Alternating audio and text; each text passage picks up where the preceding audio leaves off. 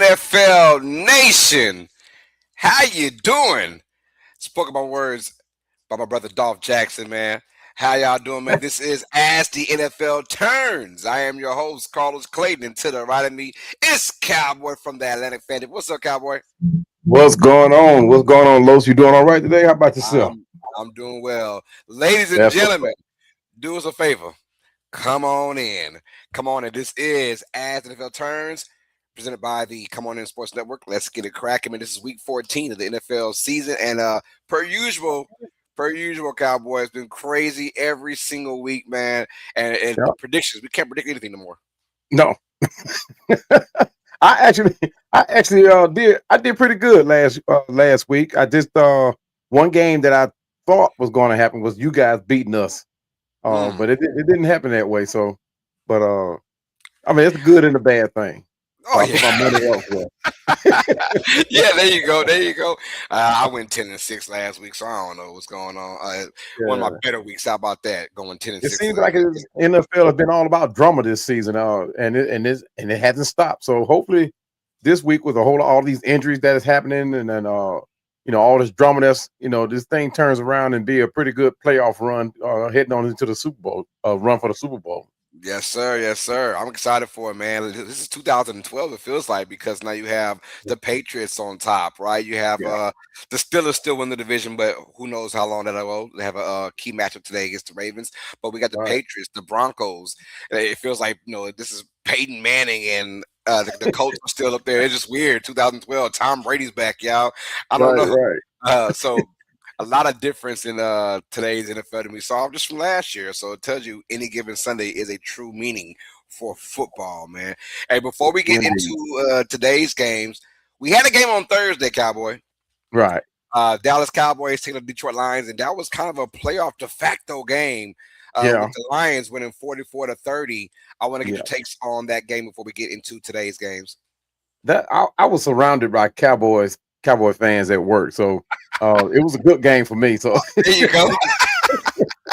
but it was like you said, it was that playoff atmosphere type Hmm. game, and Dallas and Green Bay always put on a good show for it. Well, for the NFL, but I'm glad it turned out the way it did because I don't like Dallas Cowboys at all.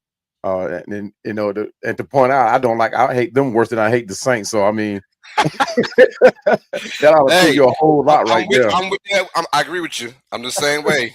I'm the Yeah. same way, brother. So, but yeah, I mean that game is actually pretty good. I mean, but Dak just keep on Dacking, and this not taking nothing away from his skill set. I just don't have that faith in them to take the Cowboys any further than round one of the playoffs. But it was an interesting game, But like I was telling the guys at the job, when it comes down to when the games matter, Dak don't show up. Hmm. During the regular season, he's the boss. But when it come down to a playoff run, you don't hear from Zach. Of course, they're missing their key receiver now, so that's going into the playoff run. It's going to be interesting to see who's the next man to step up. Speaking of key receivers, your take on George Pickens, man. A lot of flack going his way, Yeah, especially for Richard Sherman, yeah, the former Seattle Seahawks cornerback slash Niners cornerback. But he gave him a lot of flack, and I think it was warranted because of the lack of just pride from George Pickens. A lot of plays he yeah, took off knowing that it wouldn't go his way. yeah, And when you want to be that number one receiver or that guy that's going to make 40 million per year, you yeah, want to be a yeah, dog on every single play, no matter yeah. if it's going to you or not. Your Right. thoughts on George Pickens and the outrage from Richard Sherman on him? Yeah, I'm with you on that. I mean, but at the same time, as a $40 million receiver, you expect different from your offensive coordinator, right? Mhm. I mean, yes, you do have CD Lamb who you have to share the ball with, but you talking about somebody that's coming in and could potentially be the number one receiver for you going down into the future. With all the injuries that CD Lamb is coming up with, so you're going to need him down the stretch, but at the same time, you take a look at what happening with us with Drake London, with the Falcons and Drake London, and for a star receiver of that caliber to make a comment like that, you have to take a look at it and say, okay, maybe he do have a point, but at the same time, it's like I was saying about Drake London. Ain't do it up in the air. You got to do it behind closed doors. That's right. That's right. That's right. I agree with you on that. Cowboys in from Mr. Cowboy to the Cowboys themselves. um, they went from man. If they won that game, they would have had a I don't know 6-7% chance to go to the playoffs. Now they're like an 8% chance. It's crazy Yeah. work. So I think their only way of winning is now win the division, and they better hope the Yeah. Eagles continue their downward spiral. We got Mr. Dolph Jackson in the building. Showing love. What up, Dolph? What's What going on, family? Yeah, NFL Nation, how you doing, baby? Yeah, Come got on Dolph in. Jackson coming in with Let's the do it. Keith Sweat R&B sweater on. Oh yes, He sir. coming in for the- Nobody who can love you like me. Nobody. Keith Sweat, my dog, man. Keith Sweat, my dog. We got some folks in the building too. We got Anne Marie showing love. Says, good morning to Carlos, moderators, and everyone. What's up, Anne Marie? The law Good firm. morning, Anne Marie. Welcome. Good morning. Good morning.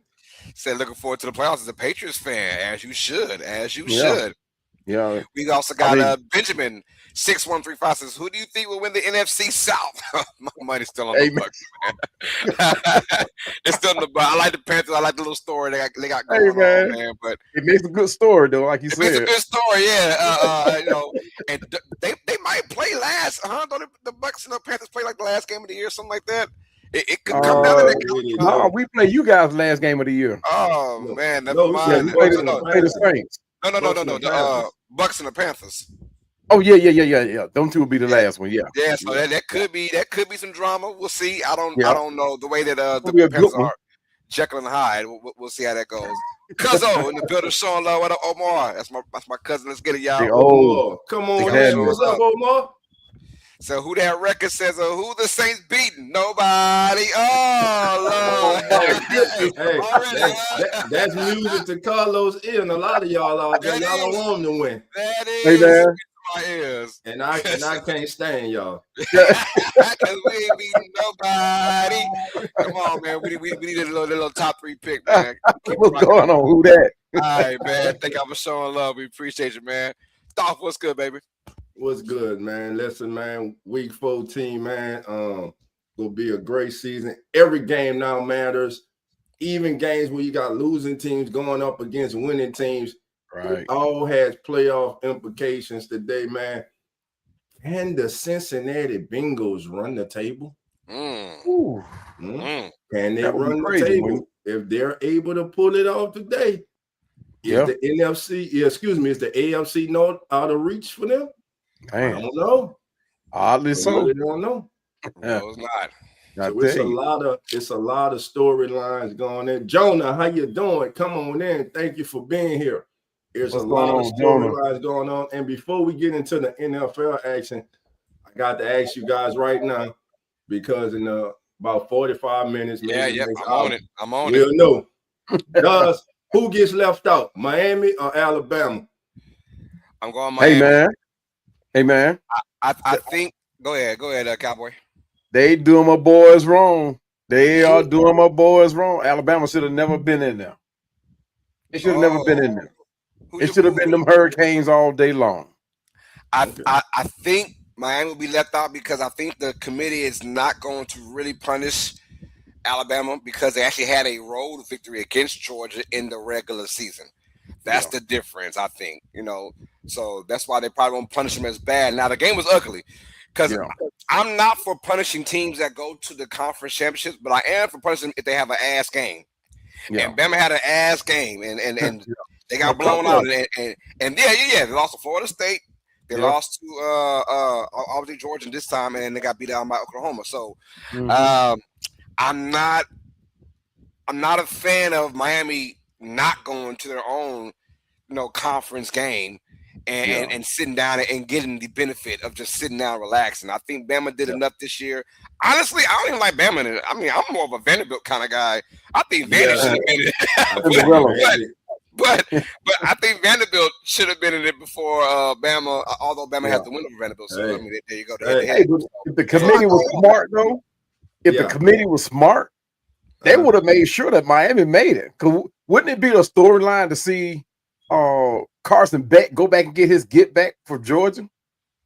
Oh, George, if I'm George, I love to see Carson back. Yeah, I know exactly what he is. That would be the storyline. I mean, you talk about headline news. And he'll throw 4 interceptions. Teams are in the South. I mean, people will flood the Southeast just to see that game. But I mean, he would probably wouldn't play them until maybe if they make it to the like a semifinal championship game. So Georgia versus Georgia might be the number 2 seed. Shout out to Indiana, by the way, for pulling off the win against Ohio State. That team is for real. I'll tell you what I saw. I know this. Indiana's for real. Thank you. They are for real, for real. I kind of knew, but seeing that game, I said just keep it close with Ohio State. No, they beat them. Yeah. They are for real. I tell you, Texas Tech, they are for real. Yeah. Dangerous team. So dangerous team. So your top 4, you got Indiana, Georgia, Ohio State, and Texas Tech. That's a legit top 4 right there. They look good. And then we see James Madison in there. Does Notre Dame get in? Yes. I think Notre Dame gets in. Do they deserve to be in? Yes. No. Everyone's so mad at this team because they're not in the conference. I'm like, okay, so they have special privileges. I get that. Get that. But this team is a top 12 team in the nation. And I think they deserve to get in. Now, I get it. They're not part of a conference. You know, it's always going to be the, the asterisk around them. Like, but they go out there and they play competition on a yearly basis, no matter what they're, no matter that they're not in the conference or not, they still play competition. I mean, they played Texas A&M back-to-back years. You know, they go out there and they still find ways to play against a good team. They were supposed to, they were supposed to. But I think Notre Dame gets in. I think Miami, unfortunately, is out. But I would love to see Bama out. I would love to see Bama out. Yeah, I would love to see that. Because the performance we saw from, I don't want to see Bama anymore. The performance I've seen, I just don't want to see it. Yeah. Here's what I don't want to see. And they won last night. Congratulations for winning the ACC championship. Your ass does not. They do not deserve to be. Duke is not getting. They're not getting it. 5 losses. They're not getting it. You know what? But look, they put P4 automatic bid. No, they're not. They're not because they are, but it's the top 5. So okay, so they got to be in the top 5. James Madison is going to be over there. I'll put James Madison. Yeah. Duke has all the Dukies out there who are hating right now. So what? Y'all know y'all don't belong in no playoff with no 5. Get them, Dolph. If Virginia would have won, they would have been in it over James Madison. But James Madison, Virginia was 10-2, of course. So they would have gotten that at 11-2. So, but no, they didn't get it in. So now it's going to be James Madison. If the committee is on it, so Duke wanted let them go to the Mayo Bowl or something. That's all right. They'll be back. Duke versus Vanderbilt, man. God dog. Vandy should be in, bro. I like Vandy, man. Vandy should be in. Yeah, it's just unfortunate they're not in, man. I mean, but I said this though when it was 4, I felt bad for 5, 6, and 7. Now that it's 12, I don't give a damn about 13, 14, 15, 16. If you don't get in, you don't get in. I'm sorry. Get in, huh? If you don't get in, I mean, it is what it is. And if Bama's one of those that don't get in, I don't feel bad for you, brother. So be it. And look, all they asked you at the championship game, like you see by BYU, they're not getting it all. BYU got smoked. They're done. They're done. They got smoked. Bama got smoked. They had the luxury of beating that same team in the regular season on the road. Yeah. So they got that luxury. Right. But they lost a neutral site. So if they don't get in, they got no one to blame but the damn selves. Because it's 12 teams that get in, and you got to find a way to get in there, man. Exactly. So all they say is don't get blown out. Don't get beat the hell up. Just be competitive. Don't lose at home. Yeah. Don't lose at home. Be competitive. You know what I'm saying? And then you'll be all right. They did none of that against Georgia, and if they're out, they should be out. Van Lock in the building showing us Alabama shouldn't be in it. Yeah. What's going on, Van? Van's in the building showing love. What's up, man? Yeah, I think Bama shouldn't be in it, but you know how the committee is with their Bama love. They'll find a way to put Bama in there somewhere. If Bama might be number 11, taking on Ole Miss or something. Right. So James Madison makes it. They do. Oh, they do. Because Virginia lost. Yeah, that's why. They're the last championship team to get in. That's why they'll get in. Bama got 3 L's, they should. But hey, they did win at Georgia, so You can't overlook that. They got blew out yesterday on a neutral site. Yeah. So you gotta look at the wins they do have, but we'll see. We'll see. In about 30 minutes from now, we'll see, man. About 30 minutes. You know they're gonna take like an hour and a half to be good. Hey, so. My cousin, a quick question. Said, what y'all think about Roach versus Pitbull? I think Roach got robbed a little bit, but it is what it is. I mean, boxing is boxing. Look, it's always controversial. That's why I don't do boxing. I'm gonna watch it today. About Roach and Pitbull. I mean, Pitbull's on his ass though. I mean, you know the Mexican fighters, they don't play around. They go at you, man.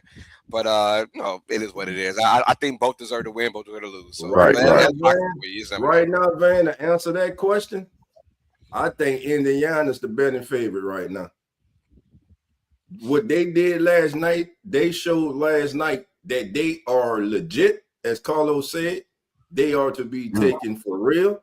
Now, listen, I still don't think, like I heard an announcer say last night, their quarterback, he's a great college quarterback. I don't see him translating to the NFL. They can try to push him up at the number. He even said the number one pick in the draft. Man, stop it. Everybody picked the number one pick in the draft. No, bro, not no quarterback, not no quarterback in this class. Somebody got to be. You know how it is. Yeah, you know how it is. About 3 or 4 weeks from now, when all this stuff is over with, they're gonna start these workouts and you're gonna be the pro day. Oh my God, did you see how he spent it right there? You know how that's gonna go, man. You know how it's go. They're going to evaluate someone from the QB position at the number one pick is every year, no matter how far the class is, someone is gonna be top 2, top 3 quarterback wise. You know what I'm saying, in the draft. So I don't know, man. It's hard to bet against Georgia, and I like Mendoza a lot, but I don't see him being number one. I like Mendoza as a. We'll see how it translates in the NFL, man. Today, it just if you think about the draft class the last 3 or 4 years from the quarterback position, it just hasn't been anything of exciting because I think the development part from college to the NFL is not there. You know. I mean, look what happened to Penix. Look what happened to Ward. None of these guys are getting developed. You don't have that no more. I don't know why McCarthy was even a first round pick in my opinion. I thought he was a 6th round pick. He got McCarthy was that guy that got boosted up last year. Hey, see that boy playing for the Say, man, some players might surprise you. You got the best receiver, arguably one of the best top 2, top 3 receivers in football, and I don't understand how you do not get the ball to him. How you do not have chemistry with him? I just don't understand it. Yeah, it's crazy. Before we got off subject though, my pick for the college football playoffs is still Ohio State. I got Ohio State going back to back. You got Ohio. Yeah. It pains me to say that. But I got Ohio State going back to back right now. If the matches fall into their favor, we'll see. But this is a year that it is up for grabs, so I do like that. So I'll say my pick till next week after I get your bracket. I got you. It ain't no surprise with me. It ain't no surprise with me. I don't win, lose, or draw. We're going to the U. I hope y'all in here. I hope so too. Cinderella. Like you said, it'd be nice to get another non-SEC team in there. I know one thing. If they don't, y'all just hold on. Mike Irvin will be on social media. Kidding me. Kidding me. This is the U. It's gonna be them versus Notre Dame because they had that matchup. They beat them head to head. Yep, they did. So that's really going to be the take. If Bama, they're hoping that Bama finds a way out of it to where those both teams can get in. We'll see how that goes, though. All right, y'all, let's get to the NFL season, man. This is week 14, ladies and gentlemen, and it's a great one we got, man. Great one we got. So let's start off as the NFL turns. Seattle Seahawks take on the Atlanta Falcons, you guys. Seattle, I'm going to tell y'all right now, although their defense is playing hella good, I do not like what I'm seeing right now from their quarterback and Sam Darnold. They take on a Falcons team in Atlanta. Who do we have going on in this game? Cowboy, this your squad, man. Hey, man. How be feeling? Hey, you started out with the best. It's going to be a great game. I mean, you talk about a powerhouse in Seattle, who's arguably probably the best in you know, in that division. So I mean, they playing some real man. good football. They coming out. But I mean, it's hard to go against a winning record. You know what I mean? No matter how ugly it is, it's hard to go against it. But you know, the Seahawks, they got some key players that are out. You know, you got Riley Mills out. Their wide receiver, he's out with a quad. Derek Young, he's out. So, but their defense is deep. I mean, I'm not defense, their offense. They're deep, so they still have some weapons that could still go in and pull out a good win. If Sam Donald stays away from the turnovers. But he has to hit those chunk plays. You know, we got some holes in our defense in the secondary, and Sam Donald has to take advantage of them. If not, he's in for a long day against that defense that we have. Yeah, and I'm with you. I got Seattle winning this game too, and it is on turf, so it'll be a lot better for Sam Darnold. But he has got to get things going. They've been playing exceptionally well on the defensive side, getting turnovers, creating havoc against their the opponents. But Sam Darnold has been ugly the last month of the season, and no one's talking about it because winning covers all that up. It always does. But boy, I'm telling you right now, Sam Darnold better not bring that into the playoffs because they will be one and done. He better not, because they'll be one and done in this thing. Yeah. So I like Seattle winning this game. Real key players. Oh, go ahead. Go ahead. I like Seattle winning this game. Atlanta, obviously, Kirk Cousins and company, man. It's tough to see them going on. They look very well to start this year off. But man, I mean, injuries play a factor in the court. They're still a young defense as well. Yeah, I got Seattle win this one. How about you, Dolph? Oh man, where we start with this one, man? I know I got my boy Cowboy in here, baby. Come on with it. I wish I got tough skin. Come on. I wish I could tell you something good today, baby, but you lost to the Jets last week. Hey man. But look, man, like Carlos said, Sam Darnold's hit that rough patch in the season the last few weeks, but still Sam Darnold has been playing good football this season. He does have the Seahawks in the current position that they are currently in. One reason for the recent struggles for Darnold has not been because of the interior of his offensive line, but I'm gonna spotlight one player. I saw this young man this past season at the Senior Bowl, had an opportunity to interview this young man, Gray Zabel. Gray Zabel has allowed the 5th lowest pressure rate of any left guard with 200 plus pass blocks, and is one of just 3 players to not have allowed a sack all season. Wow. They hit a home run with that young man. And speaking of home runs, only Charlie Hennigan with 1,393 yards in 1964. And the great Torrey Hope, we know Torrey Hope, the greatest show on turf, Torrey Hope, 1,387 yards in 2003. Yeah. And former Jets great wide receiver Rob Moore with 1,348 yards in 1997 had more yards in December prior to Jackson Smith Enigma, who has the 4th most receiving yards before December with 1,336 yards. Guys, that's the most at this stage of a season in the history of the National Football League. With all that being said, I'm calling for the upset today, baby. That's right. I know who that nation. You're going crazy, but I'm taking my fan hat off, baby. Y'all better listen to Dolph. Y'all better listen to me.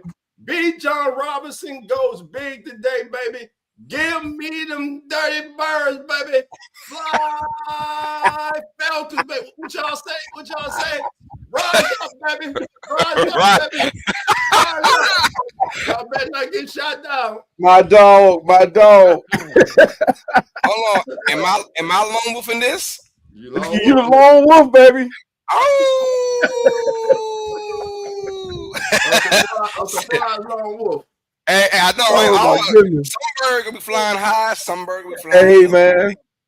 Hey, what's key to note though? It was key to note that we will be without Drake London in this game, and we will be without Brandon Dorless. You know, I think he's been nominated to be in the Pro Bowl this year. He's the team leading sack leader on this team. So we're going to be without him, and James Pierce Jr. is questionable. So we're out with and so is Chris Lindstrom. So we're without some very key players in this game. So why you gonna tell off that now? Yeah. No. Look, I got some good news though. I got some good news for Dolph. We holler everybody though. I got some good news for Dolph though. Kirk Cousins plays the Seahawks very well. He played them very well. Hey, 4 years ago, Kirk Cousins played the Seahawks very well. Hey man, you never, these days you don't know what Kirk Cousins is going to show up. Yeah, you're right. We got another Jimenez says 6'7". What's up? All that 6'7" stuff must be a kid. And Marie says another up and coming NFL team, the Carolina Panthers. Yes, man. We'll talk about them later on. We got Gabe says, "Hey, what's up, Gabe? Always good to see you, man. What's going on, Gabe?" So the NFC North, my Steelers easy. Let's go. I did say on my end of things, I said rep NFL team.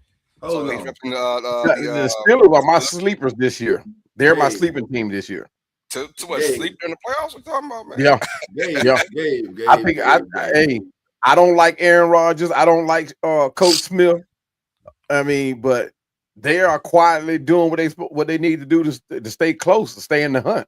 Yeah, they just might. Well, I don't know. Aaron Rodgers might surprise them. Speaking of that team, let's get into it, y'all. Pittsburgh taking on Baltimore. The AFC North is up for grabs, y'all. One of three matchups where whoever wins will be first place in their current division. Pittsburgh and Baltimore. Let's get right into it. Dolph, how are we feeling about this AFC North rivalry? And is it today's best rivalry, or is that still Chicago and Green Bay? Let me know. A lot of Steelers and Raven fans would like to sing that old song, welcome back. But guess what? This ain't your daddy's Ravens, and this ain't your daddy's Steelers, baby. I don't know what the hell we're going to get today. You really don't. I mean, you got two teams that used to be based off of defense. Still, the defense is okay. The Ravens defense, they make a cameo appearance every now and then. Every now and again. Now today you would think that the Ravens should have the upper hand in this battle. They're more explosive of offense. Of course, they got King Henry, they got Lamar Jackson, Andrews, likely, though I don't know what's going on with that. I don't think he'll be in Baltimore next year. But in the day's game, man, I'm gonna on the road. I think it's going to be the Ravens. I think the Ravens take over first place in the NFC North. I'm going with the Ravens. Going with the Ravens. Okay. Yeah, I'm going to go with the Ravens as well. I'm going Baltimore. Look, must-win game for both these teams. Both these teams, I can't stand the way they're playing right now, offensively and defensively, to be honest. And you're right, though, Cowboy. We don't know what we're going to get in this game. I'm sorry, probably Doctor said that. But we don't know what we're going to get in this game, man. I have no clue. But I'll tell you what, though. When it comes down to the intangibles and the must-win factor in this particular matchup, give me the Ravens. They're just a better team, top to bottom, in my opinion. They've got to win. Whoever loses this matchup, their season, in my opinion, is done. They're done. Whoever loses it, they're done. So this is a must-win, obviously, both these teams, because you got the other squad behind you, the Bengals, right? Oh, Joe Beasley back there, and we know what kind of magic he has later on in the year. So you don't want to, if you're the losing team, you don't want to mess this up right now because the Bengals are behind you sniffing. So give me the Ravens to win this one. Close matchup, ugly game. I got Ravens in a low-scoring game. Yeah, I got. I don't know. Aaron Rodgers. Potentially, he has a fractured left hand or whatever, a broken left hand. So I mean that's gotta affect him at some point. It's not a throwing hand, but it's gotta affect him. Any broken bone, you're gonna feel it, especially in the field of play. But they'll also be without Darius Slay, who got released. But on the positive side, they've signed Adam Thielen, who's a great receiver, who's still he's of an age, but he still produces. But their coaching strategy is going to have to stay consistent in this game, and for the Steelers. But we all know who the offensive coordinator over there is. He's second guessing himself so many times. It's crazy. So, but they have to dominate the time of possession and avoid the costly penalties. As the same thing with Lamar. he's going to have to hold on to that ball. Yes. I don't know what's been going on with him lately, but he does have an ankle injury that could affect his play too. But like you said, this is going to be one of those ugly games that we just don't know who's going to come out, how they're going to do it. But the Ravens offense has to emphasize the run game, to take the load off of Lamar and what he has to do. They have to rely on that run game, limit those turnovers, and contain. And the defense must neutralize the Steelers' run game in return. So this is one of those games, like you said, we don't know what we're going to get. So who you got in this one? Oh, my bad. I'm going Ravens on that one. I'm going Ravens. All right, I think we are in agreement now. We're all going Ravens on this one. It's gonna be a good matchup. The winner that will be sole first place of the AFC North. All right, let's get it in quickly. Titans versus Browns, ladies and gentlemen. AFC bottom dwellers are in the building, but we have to talk about it because essentially before the draft we had the two best quarterbacks going into this, Cam Ward and Shedeur Sanders. We know about the Shedeur Sanders drama that happened during the draft and after the draft and now during the season, but we'll see both these guys starting. And for the remainder of the year for Shedeur Sanders, of course, Cam Ward is having an abysmal first year as a quarterback for the Titans because that Titans team is just sorry and putrid. Lord have mercy. Lord have mercy. But quickly, guys, Dolph, who you got win this one? Browns, Titans, and why? Carlos, first of all, I appreciate you bringing up one of the most biggest but yet under talked about matchups of the week. As you say, we had Shedeur Sanders and Cam Ward before the draft. These were considered the top two quarterbacks. It was take a coin flip before everything happened that happened. Yeah. Today, you're not going to sit here and tell me, knowing Shedeur Sanders and knowing his pedigree, what the day means for him. Yeah. He is going to go out there today and try to prove all the naysayers, all the haters wrong and show them I should have been the first quarterback selected in this draft. Now, that can either work for you or it can work against you. Yeah. In other words, he can't go out there trying to do too much. Just play within yourself, play smart football, and let everything else take care of itself. As for Cam Ward, I think the young man is going to be good, but I don't like right now the setup that the Titans have for him. What is their identity? Does he have a running game he can count on? Who is his top two go-to receiver? Does he have an alpha dog receiver? What type of offensive line does he have? Not a very good one. This young man is one of the most sacked rookie quarterbacks right now in the history of the National Football League. And that right there scares me from him because, as you all have heard me say before, I think back to when David Carr came into the league with the Texans and how he was just like a crash dummy. That's how much that kid was getting sacked. It's been the same with Cam Ward. But Cam Ward shows those flashes. If you just put the necessary talent around him, I think that young man is going to be good. But this is one of the games that I will be having highlighted on my TV today. So with that being said, in Cleveland, that defense and the Incredible Hulk going for the NFL single season sack record. He against this Titans line, he might get it. TV. We might see history today. He might get 7 sacks today. And and I'm not playing. And that's with them trying to chip and double team him. Yeah. So give me the Browns today in a game that I think will be close. And I think Cam Ward gonna do the same thing. He gonna try to show, hey, there's a reason I went number one and not you. So that's it's must see to me. That's must see TV. Yeah. The Titans are going to be they're like maybe 3, maybe 4 years out for having any type of competition coming into the NFL. But Shedeur Sanders I think if, like you said, his pedigree, he's going to have that mindset of going in, hopefully keep it simple, doing what he's supposed to do, and instead of trying to prove everybody wrong, he's going to show them what they've been missing and what they should have done in on the onset of the draft. But their defense is what's going to win this game for the Browns. Shedeur is still trying to figure his receivers out. He's still trying to figure out the chemistry of this offense. So, but he in the midst of that, he will make plays and enough plays to win this game. The defense is going, like you said, we just may see a record get blown. I mean, happen today from Myles Garrett. But Shedeur Sanders is going to lead the Browns to a win here over the Titans. I take the Browns with you. All I'm saying, if you're Shedeur, do not turn the ball over. That's it. Yeah, and you'll get a win easily. You'll get a win easily because this Browns defense is dominant, especially at home, and they're going to take care of a putrid Titans O-line, a very bad offense in Tennessee, and I think the Browns blow them out in this game. I think that hand the ball off, don't turn the ball over, and you can get an easy dub out of here, and then your record will be 2-1 as a starting quarterback. You have more wins than Cam Ward already, which is sad by how bad this offense looked in Tennessee. But I think Browns win this game easily. Their defense, and I'm with you, Dolph. Myles Garrett might just get the sack record this year, this game, easy. I think he's 3.5 away. Is that correct? I forgot the number. I think he's at 19. He's at 19 already. 22.5. So we got how many games left? 4. Yeah, 4 games. 4, yeah. A sack a week. He got it. So Yep. But he, like I say, he liable to get 7 today. Oh my God!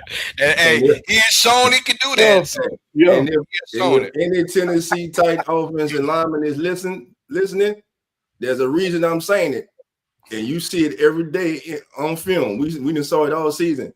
Prove me wrong. Right. Prove me wrong. All right, let's continue with y'all. Another AFC South battle. This one also for the division lead. Great games. Great one we got going on. Yes, we do, man. The Colts take on the Jaguars. Right now, Colts are spiraling down, and they looked just 4 weeks ago to have command of the AFC South. And now, Jaguars, at this very, very moment, are number 1 in the AFC South. They've just won games. That's all they've done. Just win the games that you're in there. They don't have the best competition, but they've won. That's all that matters. Well, this game is going to be key. I'm going to go first, y'all. I'm going with the Jaguars here. And look, I'm going with the Jaguars because of history. Can y'all tell me the last time the Colts won in Jacksonville? 2014. Andrew Luck. That was the last time the Colts have won. It's been going on almost 11 years straight now. They have not won in Jacksonville, and this year will be no different. Give me the Jaguars to win. Look, I like what they're doing. Them getting Jacoby Myers, that was a very sneaky trade in the deadline. And he's giving them a receiver who can catch and run at the same time. And obviously, Brian Thomas is still out there doing this thing. So, I mean, I like this team playoff-wise. And their defense has always been sneaky good all year. I think they'll put it on. Look, the thing is, Daniel Jones has had that fracture in his leg, right? And he can't do a lot of running anymore. We saw this last week where instead of Daniel Jones going under center for these tush pushes, it was a tight end who fumbled, by the way, and Warren. So it tells you his limitations of his bottom half. I'm going to go with the Jaguars because if you stop Jonathan Taylor, you stop the Colts. And I think the Jaguars stop Taylor today, and I think the Jaguars going to win. It'll be a really good game, but give me Jacksonville. How about you, Dolph? All right, so you say stop the Jaguars, stop Jonathan Taylor. Well, the Jaguars defense, they have stopped every running back this year. In fact, no running back has had 70 or more rushing yards in a game against the Jags this season. Woody Marks in week 10, he had 63 yards against him. That's it. This team defensively has been off the chain. Carlos spoke about one of the most underrated trades, Jacoby Myers. Well, since arriving, he has recorded a team high 21% targets. He's hauled in 18 or 21 of those targets for 245 yards. For all my fantasy guys out here, you might want to look up, see if he's free. The 13 most amongst receivers. So we got that. I don't think that the Jags today will be able to stop Jonathan Taylor. I know Jaguar Nation, like, dog, you just read and you just said that we have. I'm going to tell you why. I just don't trust your quarterback. Yeah. I don't trust your quarterback. I don't trust him. I just don't trust him. You can't trust the quarterback, man. If you can't trust the quarterback, Trevor Lawrence, he's the kind of quarterback that makes you just Just want if I had here, I want to pull it out watching him play because he teases you with the mechanics and the talent that he has, and then he just makes those throws and those bonehead plays. When you sit there, you're like what the hell? What are you thinking? And then Daniel Jones on the other side.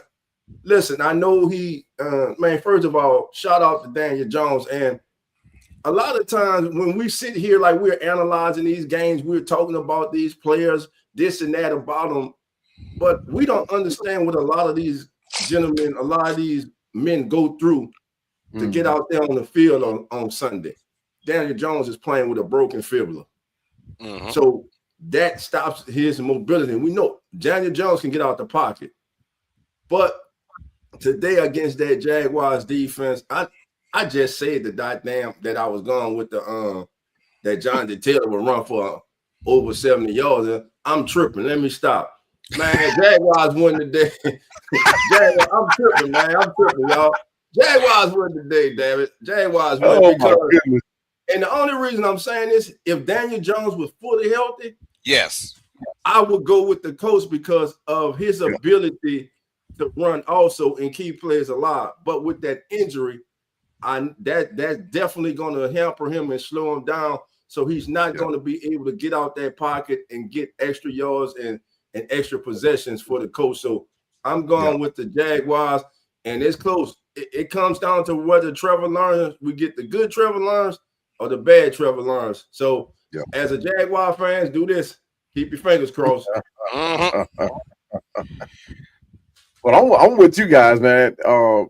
It's all going to come down to what Daniel Jones is going to be able to do. You know, he got that small fibula fracture. So the most he's going to be able to do to help his team is play action, or either play action, but playing out the pistol or a shotgun.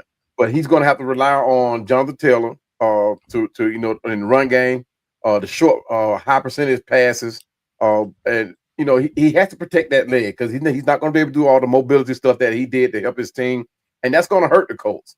But the Jaguars, like you said, Trevor Lawrence. They say he give it, he take it, huh? But on the other hand, their defense has been stellar. But they're going to have to come in this game and keep that up, maintain a high turnover rate, because right now they're sitting at as the third highest in the NFL as far as turnover rate. They're stuffing the run, and like you said, Doc, are they going to have enough faith in themselves to stop Taylor? That's going to be what it comes down to.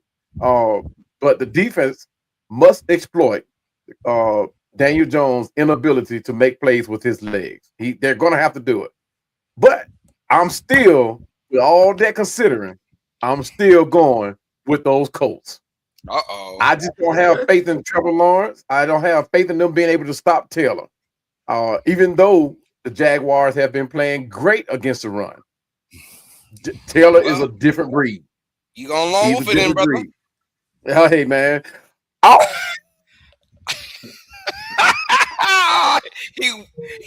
I have to do it like the junkyard dog. I have to do it just like him because I'm telling you.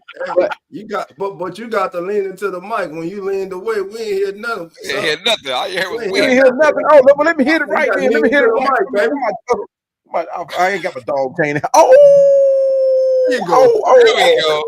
There we go. Hey, man, I'm the lone wolf on this one. I got to take them Colts coming in. I got to take them Colts. Let's see what Taylor's going to be able to do because it's going to come down to him running that ball against that great defense over there with the Jaguars. All right, guys. Before we get to the next game, man, there's a new segment that your boy Doze here. You know what? Carlos got his thing. Lawrence got his thing. I need just to add a little something to it, man. So I was thinking like, damn, Dolphins. Oh, we had a symphony? What the hell is going on, dog? No, we're not at a symphony, baby. But I'd like to welcome everybody to the Turning Point. All right, baby. So today on the Turning Point, let's get to it, baby. We go focus on a franchise that has been reborn. In a league where history often weighs heavy, sometimes all it takes is one bold decision to reset everything.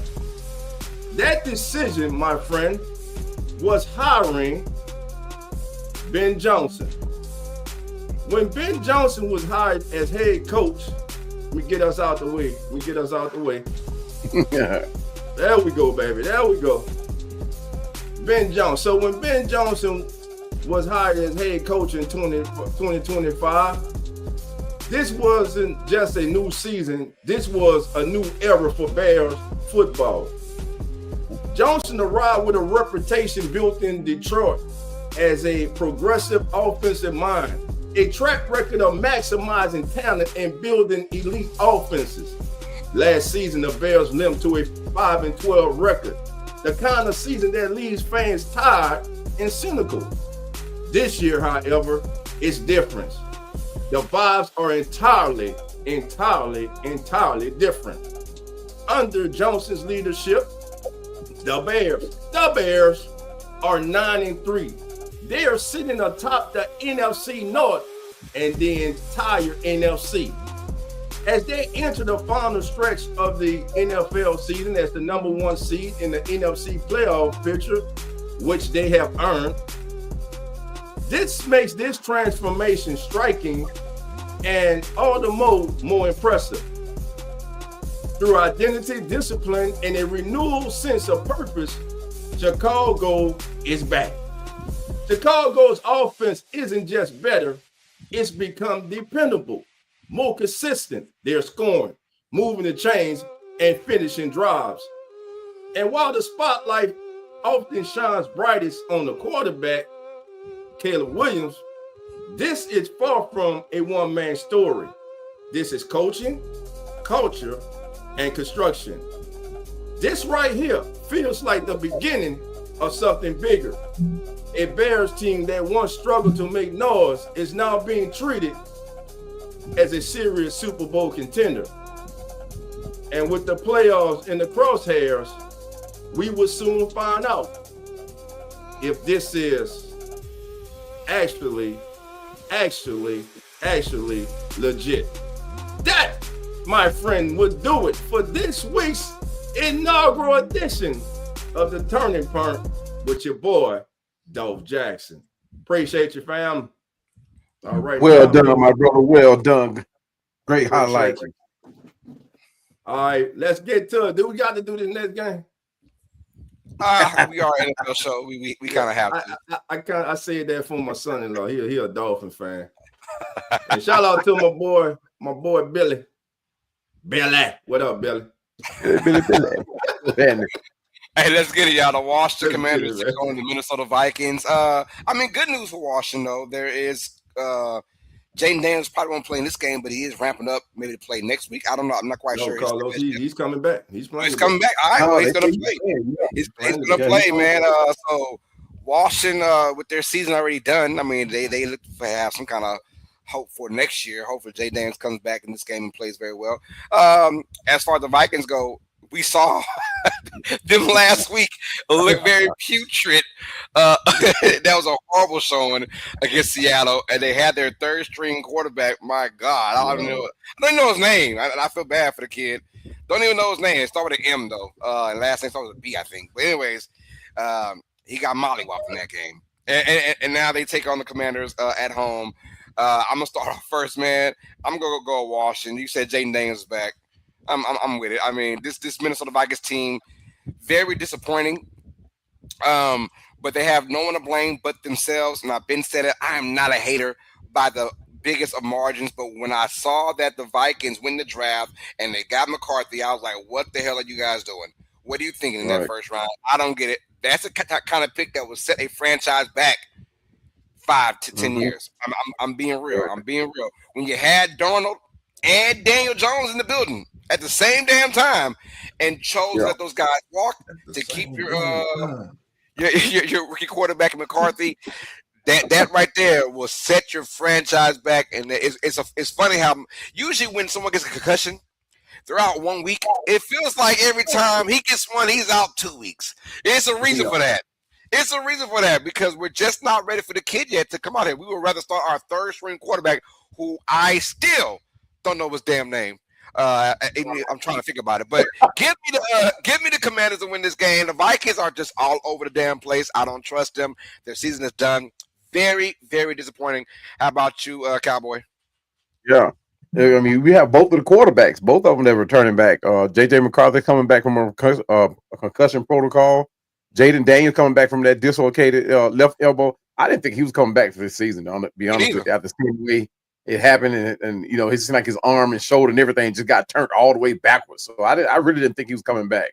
But Commanders are going to have to rely on that design RPO, right? The play that's going to utilize Daniel's dual threat if they allow him to run.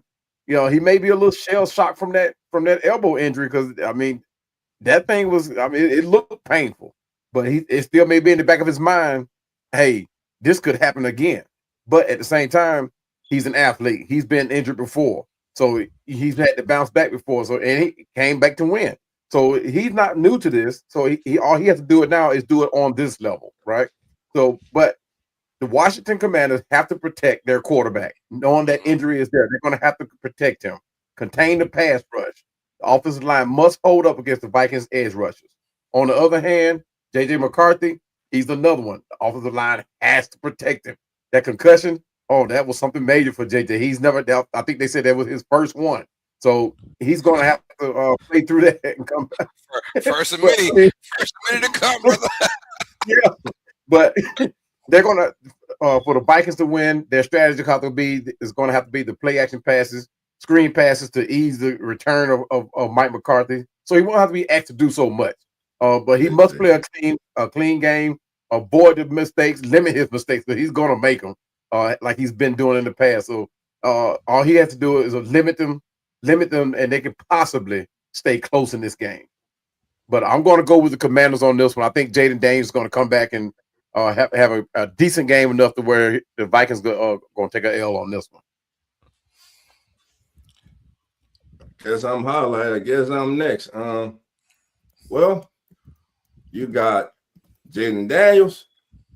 You got J.J. McCarthy. Can I stop right there? I should. And I know a lot of people say, "Oh, you're always ragging on J.J. McCarthy." Well, for good reason. Yeah. For good reason. They blew him up after that week one. Well, he sucked for 3 quarters. I'm sorry, the kid sucked for 3 quarters. They blew him up, had a light little comeback, and they blew him up. You heard about him all week. J.J. McCarthy has an NFL worst 57.9 passing rating in 2025. Gee. 36 quarterbacks with 5 or more starts this year. Ladies and gentlemen, this is the worst career passing rating by any. I'm going to say it again. The worst career passing rating by any first-round drafted quarterback who was drafted in 2000 or later. He has surpassed the fertility of one Josh Rosen, who had a 61.1 passer rating. Enough said, Commanders win, man, because J.J. McCarthy starting. Damn. Don't need to talk about nobody else. No offensive line, no defense. Just stop at J.J. McCarthy. All right. Well, we all agree the Commanders beating the Vikings in this one. Another game we don't want to talk about, but we have to. The Dolphins take on the New York Jets' AFC East matchup. The Jets offer that win over the Falcons. Hey, look, call it what you want, man. Hey, 5 weeks ago we were saying that Glenn might be one and done. He's got this Jets team playing hard and playing fast, and they're still a very young team. Dolphins, on the other hand, barely squeaked out a win against the Saints, but a win is a win. Got that as well. And look, both these teams aren't going anywhere for this year. This is basically just for pride. I'll start with you, Dolph. What you got in this matchup, man? Dolphins and the Jets. Now, I'm actually going with the Jets because though the Dolphins won last week, Tua played an awful game, man. He did. They shouldn't have won against better competition. They would have lost last week. I mean, if a lot of they catch the ball too. I mean, yeah. I mean, yeah. that's for another yeah, subject. That's another, yeah. But what I'm saying, Carlos, is the Miami Dolphins are 5-7. They're not that far behind in the wild card race because you if you think about it, the Steelers or the Ravens are going to come back to them today. I'm not really sold on Buffalo. They're barely holding on to the final playoff spot in the AFC. So in the Dolphins, I believe, have won 2 or 3 out of their last 4 games. The Jets, like you said, have won their 3rd game. Like you said, we all thought Glenn probably would be out of there. But today I'm going with the Jets because I think the Jets have the better quarterback. Now, the only way that the Dolphins can win this game is just relying on A-Chain, and the young man has just been special the last 3 weeks of the season, putting up at least 125 yards in each game. But I'm going with the Jets because I don't trust Tua. I'm going with the Jets in this one and Tyrod Taylor. Yeah. I'm the same way with Dolph. Tua just been playing awful. And on top of that, Tyreek Hill, he's expected to come back and play. But even leading up to this game, Tyreek Hill wasn't playing his best.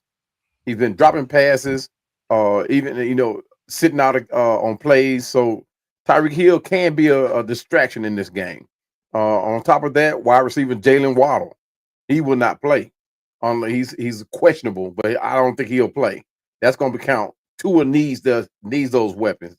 For him to rely on the next man up, it's just not happening because his starters, they weren't doing it as starters. So, but the offense, they're going to have to start using the pre-snap motion and the misdirection to create space for these speedy players that they got remaining. Because these are new guys. I mean, Tyreek Hill coming back, how he fits in, we don't know. They have to limit the sacks.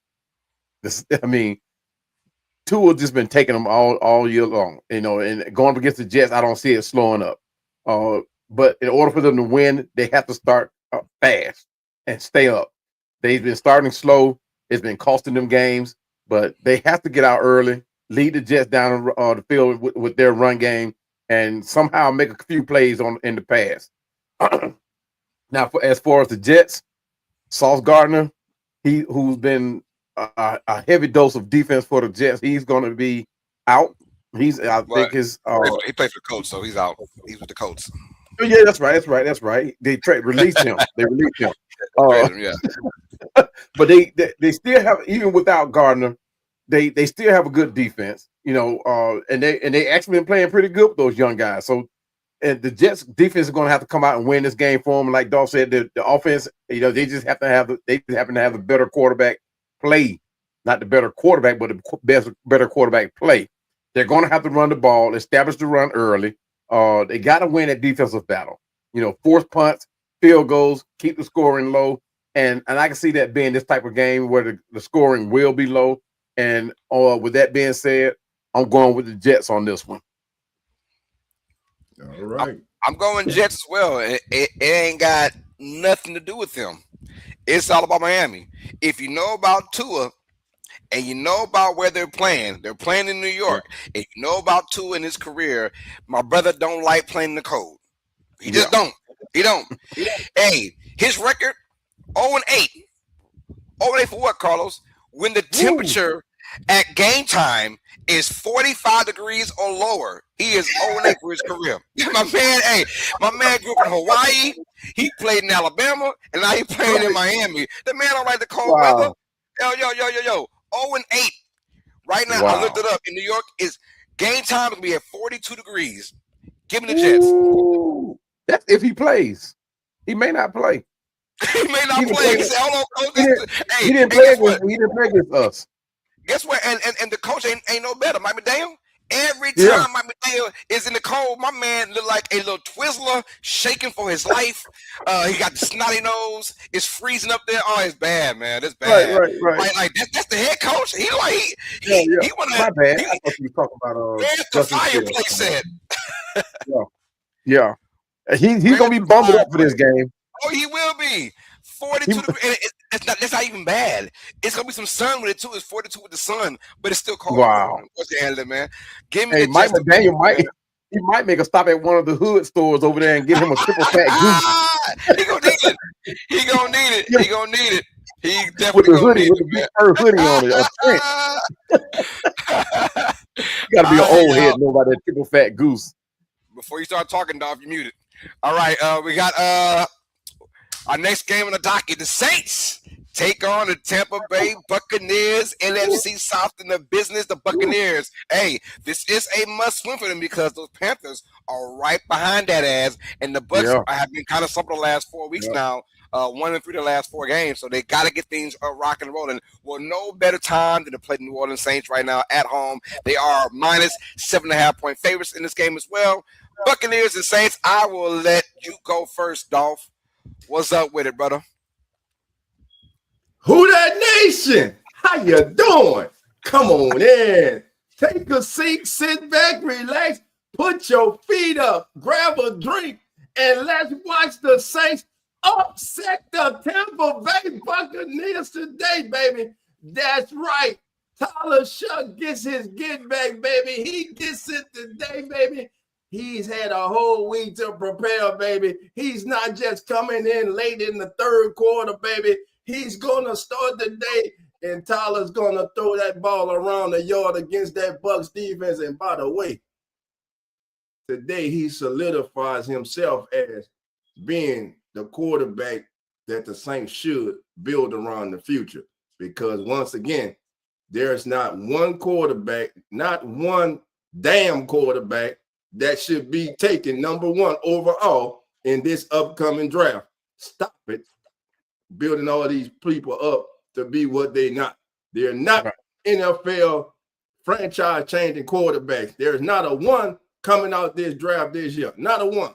But we're going to have to sit through all that. But with all that said, once again, who that nation? We about to shock the world today, baby. Give me my Saints, baby. Oh my goodness. Man. I'm gonna go with Tampa Bay on this one. I'm just keeping this. They're at home. It's a must-win game for them. You want to kind of get some leeway with the Carolina Panthers behind you.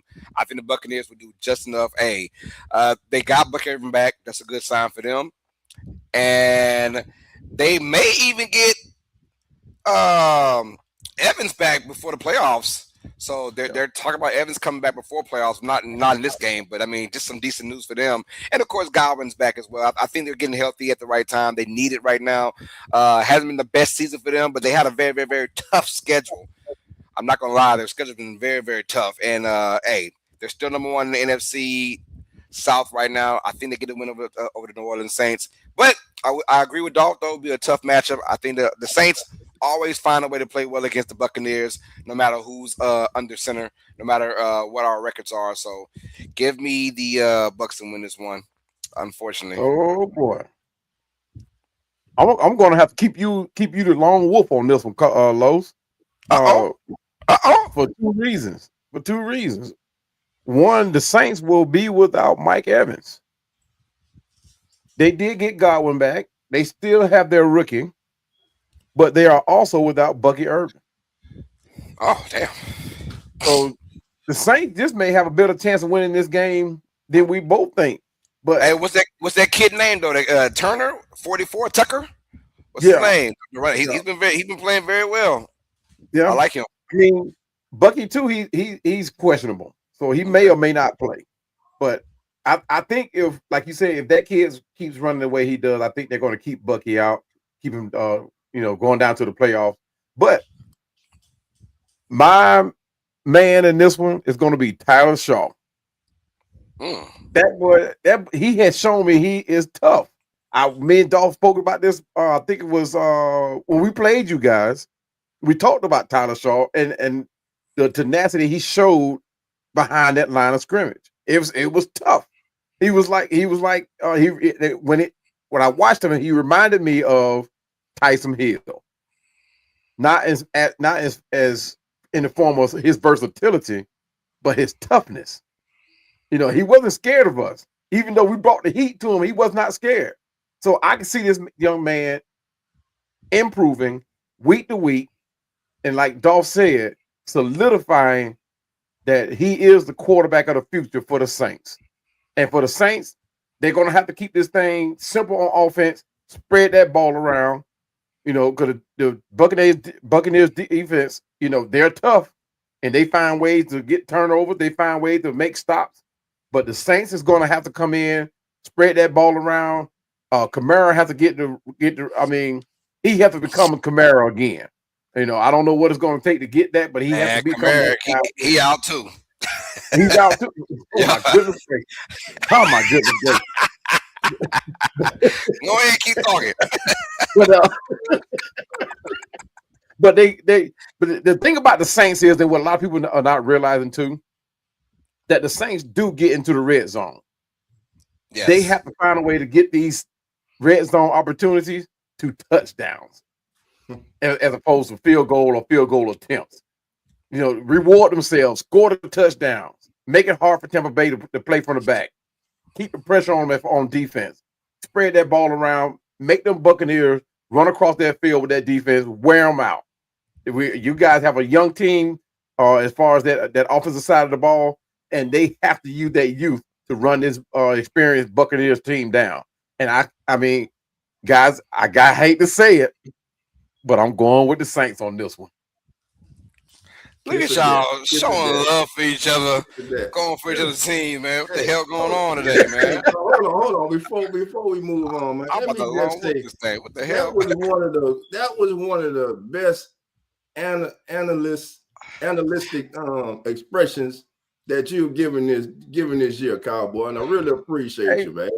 I call it for what it is. One thing about me, and a lot of people hate it, I am forward. I speak, I speak for my truth. Let's put it like that. You know what I mean? Yes, but I give credit where credit is due too. Great analysis, man. But also, I appreciate that. The Saints will be trailing at the end of one because they only scored 19 points in the first quarter all season long. They're the worst red zone team in the National Football League. They haven't found the way to score in the red zone since this summer in training camp. Yep. So, we still go upset them. But we won't start out leading after the first quarter. I guarantee you that. Oh, man, Buck's about to beat the hell out of us, man. I don't know. I think Tyler Shaw gonna have a little bit to say about that, man. Tyler, I don't know why people shortchanging that young man. I think you guys have found that quarterback. You got to get him some weapons now. I mean, some bona fide, some receivers. You got to get him some receivers. Hey, man, what you owe, dog? You owe off some money or something? What's going on, man? I mean, I call it what it is, man. I call it what it is. I don't know, man. It's the holiday season, baby. Hey, I like Tyler. Give them to us. They are announcing the 12 teams now. If you guys want to take a quick break and watch this right quick. I don't know. Indiana is number 1 overall for college football. So they are number 1 after that win against Ohio State last night, 13-10 in a really good matchup. The kicker need to be fired for Ohio State. How you miss a 27-yard field goal? I mean, shanked it to the left real quick. Boom! I say, damn. But Ohio State now is the number 2 seed. I thought they would drop a 3. No, but they're at number 2. So they just swap spots. So I'm assuming that number 3 is going to be Georgia. They'll stay at 3, and then I'm pretty sure Texas Tech will be at 4. How they're going with this. So, I mean, they're gonna stretch this out the way. So let's go with the Bengals and the Bills right quick before we get into the final matchups for college football, as Georgia is official number 3 in the playoffs. All right, y'all. Let's go with the Bengals and Bills. Look, Bills are not that same team we thought they were, man. They have been struggling all year, but they just fresh off a win against the Steelers, and now the Bengals fresh off a Thanksgiving win against the Ravens. And Joe Burrow's back now. This team a little bit different. Let's find out who we got in this one. I will start off first, y'all. Hey, right now in this matchup, give me the Buffalo Bills, but barely though. I think Bills, and both these teams need it now. And I won't count both these teams out in this particular matchup, but I'm going to go to Bills. I think that the running game with James Cook is going to be the difference in this matchup. They're going to run down Cincinnati with the Ravens could not do last week against the Bengals, was run that football consistently. I think the Bills find a way to do that, not only with Cooks but also with Josh Allen as well. Give me the Bills to come out here and win it, but it'll be a close matchup because throughout the years, never discount the Bengals at all, especially with Joe Burrow. This team is weird. They play better when their backs are against the wall for some reason. And I'm gonna go with the Bills to win this one though. How about you, Cowboy? Hey man, look, Joe Burrow, he's not the same as he's been in the past, but he must be precise playing against this Bills secondary. The Bills secondary have been playing great as of late, but their downfield attack, they must take advantage of what the Bills give them because they're going to give them the open field. They're going to give it to them, and Joe Burrow has to read with like I said, with precision, and he has to do it fast. But the Bills must contain the Bengals must protect the Bills front four. Contain the Bills front four and give Burrow time to operate. But giving him time to operate, he has to do it fast because the Bills do make adjustments. As been shown when they played against us, they make adjustments on the fly. So he has to make a decision fast and take advantage of what the Bills give them. Contain Allen. Their defensive pressure must force Allen into quick throws.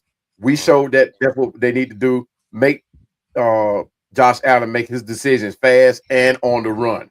As far as on the Bills side of the ball, that dual threat ability of Josh Allen, the Bengals have to contain that. We did a good job of doing that. Forcing Josh Allen to make mistakes, and the Bengals going to have to do the same thing. The Bills defense, heavy zone blitzing to get Joe Burrow to get on the run, confuse him, and keep the pressure on him. Their defensive line, I think they're back healthy, so they're gonna use every guy on that line to get that pressure on Joe Burrow, who has been struggling against pressure. So it'll be one to watch what the Bills do. The Bills have to win the turnover game to generate takeaways and also establish the run. Keep that clock moving and take the pressure off Allen's arm. Allen, like Dolph said earlier in the show, he's been playing erratic lately. So the Bills actually do have a shot in pulling this game off. So I will go with this is actually going to be a good one, guys. Yeah. I'm gonna take the Bengals on this one. I'm gonna take the Bengals. What you thinking, Josh? Dolph. I'm gonna tell you. I'm going with the Bills. I think the Bengals will make it interesting. But speaking of Josh Allen, this up and down season for him, one of the main reasons for that, and you guys want to pay attention to it, everyone out there. Josh Allen has thrown 6 touchdowns and no interceptions on 135 passes this season. When he has had tight end Dalton Kincaid on the field. That is compared to 13 touchdowns and 10 interceptions when Dalton Kincaid has not been on the field this season. When Dalton Kincaid is on the field with Josh Allen, you get MVP Superman Josh Allen. When he is not, you get Josh Allen with kryptonite around his neck. So is Dalton Kincaid playing today? I believe he is. And if he is, look for Josh Allen to be the Josh Allen who we have came accustomed to seeing him be.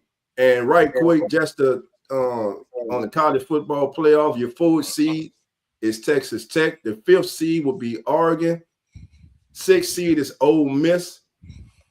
So and the 7th seed will be Texas A&M.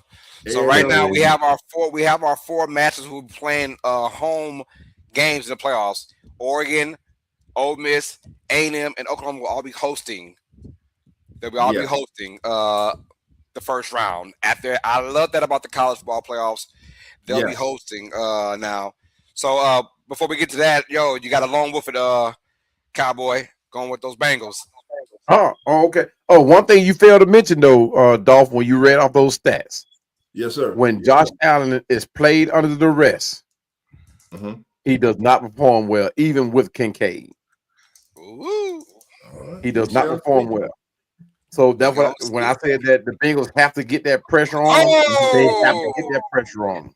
Alabama will take on Oklahoma. Oh, Alabama you got to be kidding me. I told you they're getting in. I ain't know they're getting in at number 9. Damn. Which lets me know, ooh, you're going to get probably Notre Dame and Miami is out. Notre Dame, Miami, and then James Madison, huh? Let's see. We'll find out. So our first matchup, we have Alabama at Oklahoma. Ooh, they get number 9. But I did say that they're not going to punish them. Hold on, let's get all three of us in there. They're not going to punish. Crazy. They're not going to punish Alabama for that championship game because they beat Georgia in the regular season in Georgia. So that's why they didn't punish them too hard. Now, I thought they might go to number 10 or 11, not number 9. They beat Oklahoma. Oh, shit. Oklahoma beat them the first time. I think Oklahoma wins again. That defense, Beneval's defense, oh, my goodness. That's just a nasty defense right there. I think Oklahoma's defense is going to single-handedly win that game against Bama. Can they score enough, though? Hey, crazy. The winner will face Indiana. Wow. Blowout. The winner will face Indiana, man. Hey. Congratulations. Shit, it's going to be a good one. It's going to be a good one. So right now, we currently have Bama at Oklahoma. Here we go. The last 3 spots. All right, now, who is number 10 now? They're going to go ahead and draw this one out, but we are right here for you guys, man. I like the matchup, though, Bama and Oklahoma. They faced in the regular season already. Oh, there you go. Miami's in it, baby. The U. Oh, the U got it. The U is in at number 10. That is crazy. It's all about the U, baby. The U is in. They got in. Miami is in against A&M. U is in the building, baby. Texas A&M. That's gonna be a good one. Oh my gosh, that's gonna be nice. U is in the building, baby. The U is in, man. Wow. Yeah. Miami and A&M. That's gonna be a matchup. Let's go, Carson. Right now, if you're a Notre Dame fan, you are nervous right now. And see, Miami got in because of the head-to-head over Notre Dame. That's why they got in. Let's go. Here's what I'm talking about. Duke won the ACC, but hey, Miami, they did the right thing by putting Miami in. Duke should not have been in the college football playoff. They did the right thing by putting Miami in. Now, James Madison, Tulane. Oh yeah, that's it, huh? It's Tulane and James Madison, huh? And Notre Dame is out those 3. We got 3 we got left? 2 out of 3 spots. Oh no. Notre Dame might be done. Notre Dame might be done then. Who's gonna be left out? Let's see. Oh, you gotta put in Tulane. They're in there. Tulane's gonna be in it. And then James Madison's gonna be in it. Oh, let's find out the number 11 spot. It's gonna be just a moment. Who's gonna take on Ole Miss, you guys? Who's gonna take on Ole Miss? They said the hell with Notre Dame for right now. Ooh, 2 spots to go. That head-to-head was crazy. It's gonna be up. BYU, are they eliminated too? Oh, they got beat last night. They got beat down bad, man, against Texas Tech twice. Yeah, so I understand it, but man, they got beat down bad. That was an ugly ass game, and like I said, you got to show up and show out. I don't like the Bama's number 9 though. I thought Bama should be like 10 or 11, in my opinion, or 10. I think Bama getting in hurt. That hurt James Madison. You think so? Yeah, I think. I think James Madison just might be in a James Madison and Notre Dame. I think they're gonna feel. You can't leave Tulane out, man. No, Tulane's in it. Tulane's already in it. Tulane got to be in it, man. They got to be one of these last 2. James Madison. Who James Madison just beat when they conference out? Tulane, number 11. There we go, baby. Wrong way, baby. Tulane is your Ole Miss. Who would have thought a rematch? We saw them once. A rematch. Who would have Tulane and Ole Miss do it? They're in it, baby. Tulane makes the college football playoffs before LSU. That's crazy work, huh? Wow. Crazy work. We got a Louisiana team there for the first time in a 12-team matchup. There they go. Let's go, baby. Oh, shucky ducky. Let's get it. So now we got one more in between. It's got to be James Madison Notre Dame. or Notre Dame. Notre Dame. They gonna put Notre Dame. No, it's gonna be James. I mean, oh my God. You gotta listen. Because you gotta put in the five. You gotta put in the five. It's James Madison. It is James Madison. Wow. They'll take on Oregon. Notre Dame is out of there. Wow. Notre Dame. James Madison will take on Oregon. Hey, I'm gonna tell y'all, simply put, this committee looked at that head to head. They looked at that head to head. If Notre Dame would have won, I guarantee you it would have been flipped. Notre Dame would be in, and Miami would have been out. Yes. That's why every game matters, and that's why I love this new system in college football as far as the playoffs, making teams play top competition. You can't just schedule these cream puffs. Let a institution come to just get a big check. Right. I'm loving that 11. Listen, Tulane, they get a rematch with Ole Miss. Ole Miss kind of handled them the first time, but now you know what you're dealing with. And by the way, Lane Kiffin is gone, though the offensive coordinator is still there and allowed to coach the team. First team out with Notre Dame, second team out BYU. Wow. Yeah. And James Madison gets in. So here we have Indiana number 1, Ohio State number 2. We got Georgia number 3, and Texas Tech number 4. All right. And our matchups, our first matchups, James Madison will go and take on Oregon, 12 and 5 seed. The 12 versus 5. So James Madison will take on Oregon. That is going to be awesome. I like James Madison going to Oregon because I think they can match up speed-wise with Oregon. Because they're not as physical. I'm going to keep that real. They are not as physical as Oregon is. But speed-wise, they might get keep it. We'll find out how that goes, man. Next matchup, we got Tulane taking on Ole Miss, a rematch of this year. Ole Miss mollywopped them in that first matchup. But Tulane, much better than that. Was early in the year, too, by the way, very early in the year. These two teams are, gotten better. Especially Tulane has gotten better now. So we'll see how that rocks out. Like you said, no Lane Kiffin.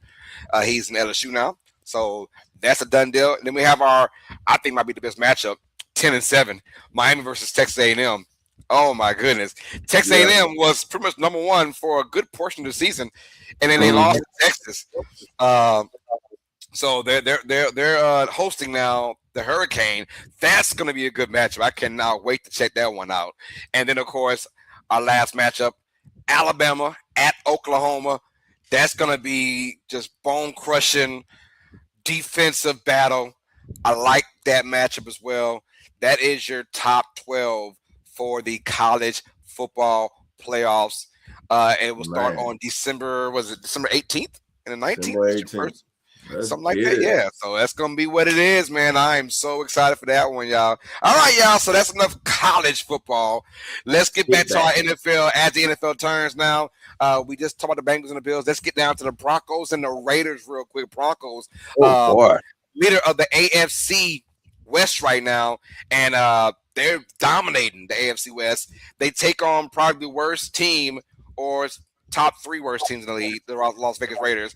Tell me why we have the Broncos winning this matchup, Dolph. The Raiders suck. Amen. That's all you can say. The Broncos come in winners of 9 straight. They have won 4 of their games by 3 points or less. It's not about how you win.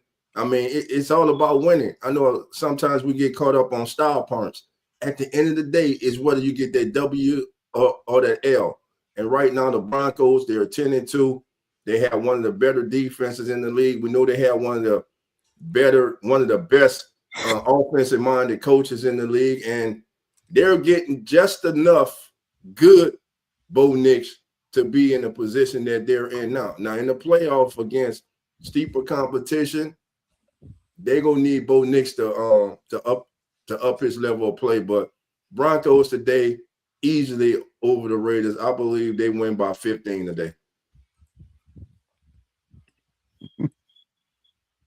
Coach Sean Payton is going to be the key to this thing.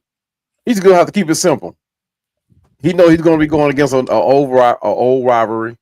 Head coach and head coach for the Raiders. Pete Carroll. Pete Carroll. I don't know why I couldn't remember his name, but he brought Sean Payton has brought stability to the Broncos, right? But Bo Nix has been sporadic. Last season, we saw the growth of Bo Nix and how he was able to come in and be a team that will be looked at as far as a growing AFC team. But they're going to have to rely on a strong run game from the Broncos to win this game. The Raiders can't shortchange them either because they have that big tight. Well, they have two big tight ends that could very well be very key in this game. So they have to contain both of them, and both of these guys, Brock Bowers and I'm brain farting again on the other tight end guys, but they're going to have to rely on Michael Myers. Ranked team, they would be the one their way in. Say it one more time. Michael Myers. Okay, Michael Myers, and appreciate that. But for the Raiders to win this thing, they're going to have to come with the aggressive blitz, heavy scheme to confuse the rookie quarterback. Well, he's not a rookie no more, but I mean, the man, almost 28 years old, 27 years old. But their offense is going to have to utilize their running back and short passing game to sustain the drives, as well as key in Brock Bowers, keep feeding them tight ends, those two rattlesnakes of offensive weapons. They're also going to have to win the turnover battle. The Raiders have been like turnover prone since the beginning of the season, but they're going to have to limit their turnovers and limit their Broncos' chances, giving them opportunity to win. The Broncos are going to have to protect their rookie quarterback, which they have been doing a whole lot of. They must dominate the trenches on both sides of the ball for the Raiders. I can see the Raiders coming in and actually stepping up in this game and giving the Broncos all they can handle in the trenches. So I'm going to go with the Broncos on this one, though, simply because Bo Nix is due for a big game. And I think this is going to be the game that he does that in. So, I mean, he's the key to the future. Look, I don't give a damn what Bo Nix we get in this game. We can get good one, bad one, horrible one, sloppy one, drunk one. He can come with that drunk AF. You know what I'm saying? Because they in Las Vegas. We saw what CeeDee Lamb was doing in Vegas a couple weeks ago. Him and Pickens are throwing up the YNs. It's crazy out there, man. But then you look at Bo Nix, though. They just gotta play their style. I don't care if it starts off bad and it ends well, or if it starts good and it ends bad, they're still gonna win this game. But I'm looking at Geno Smith, man. If you got any kind of freaking heart to play this game, Geno, if you got any heart to play this game, my goodness, man, he's got to come up better than what he's doing. And Pete Carroll went out of his way to get the man. Yeah. Pete Carroll said, I want Geno Smith as my quarterback. We went and got you. What you're showing, not only Pete Carroll and Raiders Nation, but also the whole entire NFL, is that you don't care. You don't care. Right. Body language bad. Leadership must be horrible. I don't know what's going on, but right now they have just hurt themselves by going after Geno Smith, trying to get something that'll get them somewhere in 2 or 3 years. Now they might have fallen back 4 or 5 more years because of this pick. Yeah. Who knows? Yeah. It's just bad. It's so bad that you got the number 6 overall pick, the running back, to play for you, and he can't get nothing going on either, the rookie, because they're not scared of your passing game, and they're overloading that box. And so the Raiders, besides Brock Bowers, who's the only saving grace on that offense, besides Brock Bowers, who is a man among men, he's a beast. Besides him, they have nothing to show for this offense. It is getting ridiculous now what I'm seeing in Las Vegas. I got the Raiders. I got the Broncos winning by 20 in this game for some reason. I don't know. Give me the Broncos a slacker, man. Good gracious. Clean sweep, baby. No Clean sweep. complaining. Nah. Yeah. It's bad in Raider Nation, man. And shout out to the Broncos, man. Like, even the games where we thought like, oh, they had no shot to win this one, the Broncos found a way to win. And it don't matter about how you win because they're beating bad teams, they're beating good teams, and we've seen that now. Keep it rocking, rolling, y'all. The NFC West now. The Los Angeles Rams take on the Arizona Cardinals. Y'all, we had to go through this real quick, you guys. Rams and Cardinals. Who you got in this one, Cowboy? Oh man, this is gonna be one of those things. It was an easy one for me. I'm going with the Rams all the way. Veteran quarterback Matthew Stafford, he's still the engine of this offense. He's still the engine of that could control that pulls out great games, bad games, find ways to win. But he must keep up with the high tempo passing game designed to exploit the defense of the Cardinals, who not playing very good football right now. But Stafford must keep it clean. But because the Cardinals defense is desperate and they could possibly come up with a few plays because the secondary is not all bad. Defense as a whole, the Cardinals are bad, but their secondary is kind of solid. So Stafford has to keep it clean, and stay away from the prone of throwing, giving away the football. Let's put it like that. Kyler Murray, I don't think he's going to play today. I don't think so. Marvin Harrison, out for the year. He's out for the year. Marvin Harrison, he's out. So the Cardinals going to have to dig deep. Like you talk about have any kind of heart. They're going to have to dig deep to even score, talking about winning this game. But they're going to have a heavy reliance on their running back. Quick passes to even make a good showing offensively. Defense, they got to focus on generating the pass rush, limit the yards after the catch, which is going to be hard for them. Because like I said, the only thing that they have to speak of as far as defense is their secondary. And they're going to have their hands full already. So they're not going to be counted on to focus on the runner, So they have to play honest football. But the Cardinals must control the clock for whatever reason. I don't know why, because they're not going to win this game. And they have to create sacks and turnovers, put the pressure on Stafford to disrupt the Rams' rhythm. How they're going to do it, I don't know. But I'm going with the Rams on this one. I got them going winning by at least let's just say 18 on this one. Ooh. All right, Dolph. I don't think Cowboy understood the word quickly. So let's see if we can shoot on a quick one, man. You only got 12 minutes left till the game starts. Hey, my bad. Hey, man, look, I gotta get it. Hey, I gotta get it in, man. I'm like, I can't even do my show now because I. Hey, Matthew Stafford, 32 touchdown passes, only 4 intercepts. Devontae Adams, 14 touchdowns. He gets another one today. Rams defeat the Cardinals. Although the Cardinals have been playing very well under their head coach over the last 2 years, this will be a close matchup. I think they'll keep it close, but give me the Rams. This one too much firepower with Paku and all them boys. So I like the Rams to win this one. Pretty easy. Let's go on to our next one, you guys. Next one, the docket.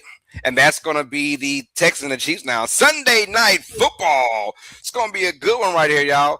Let's give it now. Cowboy, let's try it again, man. Texans and Chiefs, so you got this one. How short do you want it? I'm gonna take the Kansas City Chiefs on this one.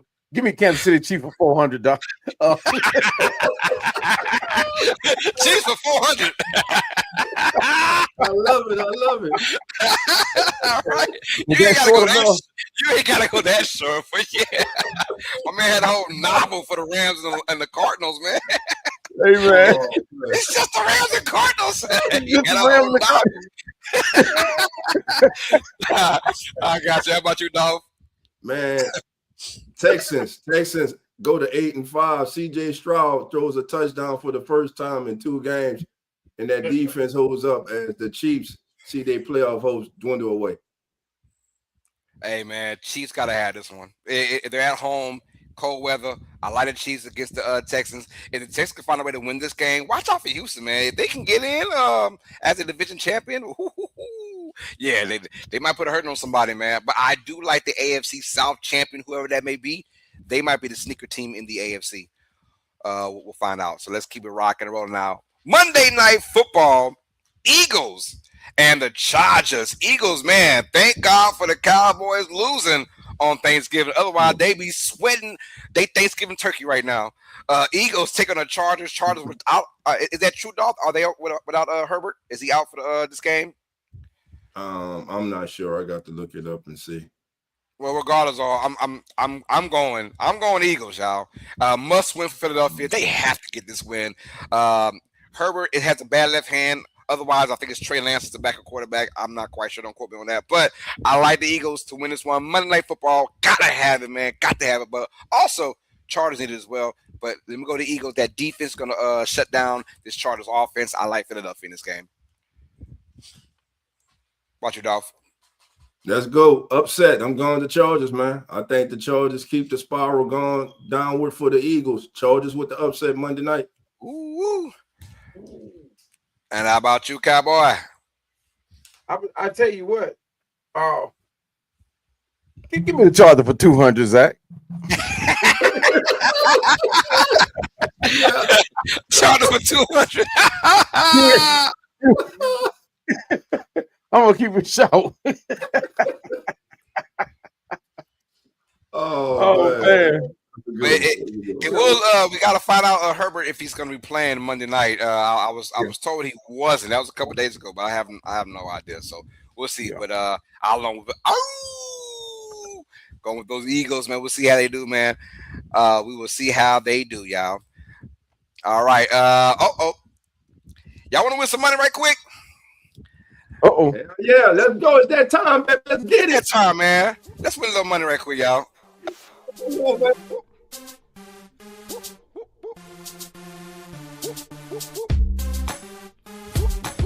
Yeah.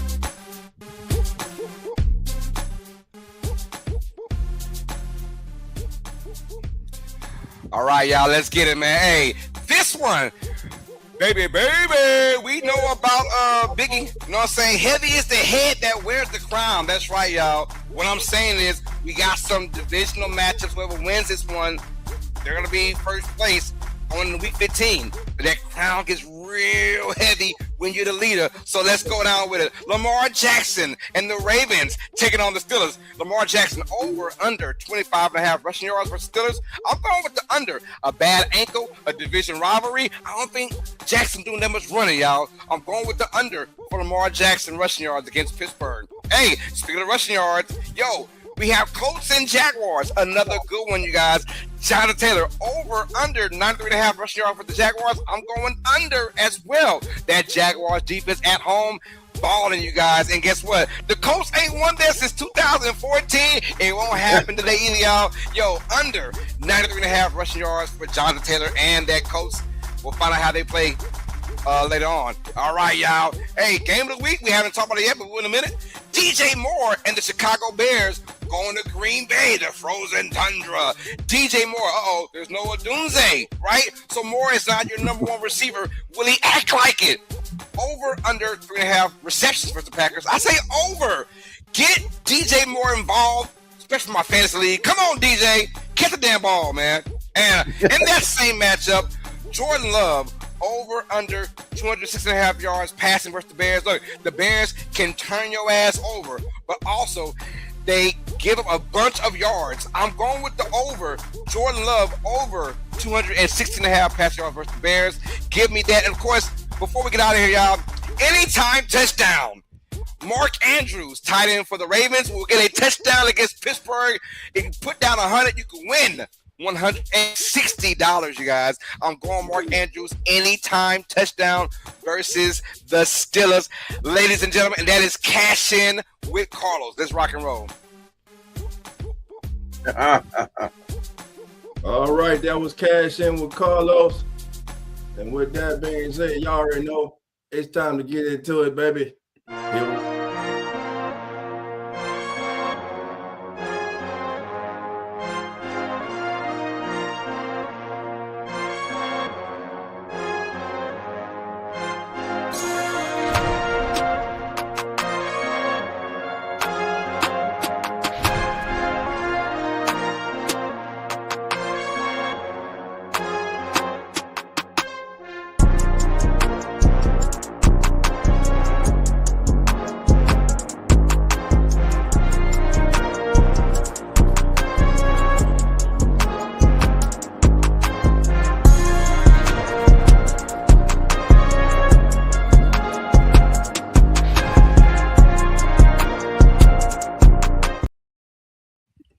All right, family, here we go.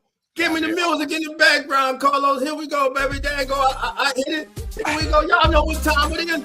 It's time for straight balling. Well, who's gonna be y'all straight baller for the day? Well, baby, that was once again third with the country, baby. I went around the National Football League and I stopped in Sin City, baby. That's right. Because today in the Bronco will not be just one baller today. It will be 11 or 22 defensive players for the Denver Broncos, as the entire Denver Broncos defense will be straight balling all day on Geno Smith and the Las Vegas Raiders. My straight baller of the day is the Denver Broncos defense. Let's get it, fellas. All right, y'all. Hey, I looked around just like Dolphins, y'all. I'm going with the AFC East. The Miami Dolphins don't like playing the court at all. So guess who's going to run on over their ass? Breece Hall for the New York Jets. I'm going with over 100 yards and a tutty in this game, and the Jets found a way to beat the Dolphins. I'm going with Breece Hall as my straight balling player of the week. Get it, brother. How about you, Cowboy? Hey, I got to keep it right here at home, man. I got to keep it right here at home. Drake London's out. No more Ray McLeod. Our next men up from the practice squad have not shown up. I see Kyle Pitts being that guy, being our straight baller of the week. He's going ham on Seattle. They have nobody to match him one-on-one, off the line, through the line, down the line. Kyle Pitts, straight baller of the week. All right, family. Listen, that's going to do it for today's As the NFL Turns. Thank you all for joining Carlos, Cowboy, and myself. Remember, family, we're live each and every single Sunday morning at 10:05 a.m. Central and 11:05 a.m. Eastern. And remember, family, the doors are now open. So come on in. Enjoy your day of football, family.